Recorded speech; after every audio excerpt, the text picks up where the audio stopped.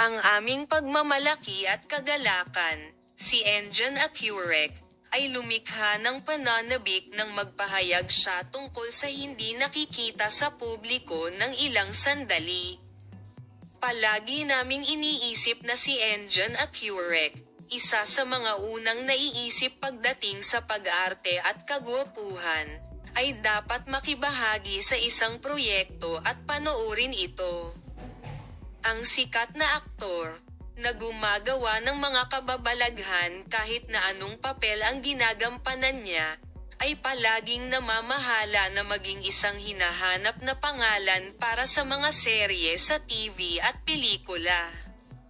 Hindi alam kung si Engin Acurec ay makikibahagi sa isang bagong proyekto sa kanyang huling serye sa TV. Ang sikat na aktor, na matagal nang wala sa mga kamera, ay gumawa ng isang maliit na pahayag tungkol sa isyu nang siya ay nahuli sa mga opisyal na kamera sa 2 pages pagkatapos ng sports. Babalik daw sa TV screens na may serye ang sikat na aktor na nagsasabing may mga sorpreses sa bagong season. Ikinalulungkot namin ang nangyari, sabi niya. Sa kanyang pahayag, ipinahayag niya ang kanyang suporta sa kanyang asawa at sinabing hindi dapat lumaki ang insidente.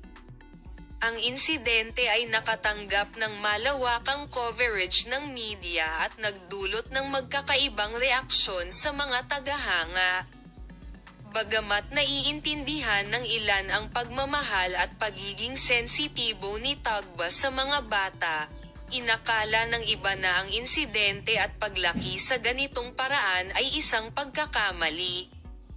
Ang mga detalye ng insidente at ang mga pahayag ng mag-asawa ay malawak na binanggit sa press.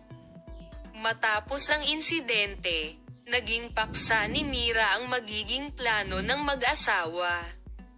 Sinabi ni Tagba at Engin na ang insidente ay lubos na nakaapekto sa kanila, ngunit malalampasan nila ang sitwasyong ito ng magkasama. Sinabi ni Tagba na ang pangyayaring ito ay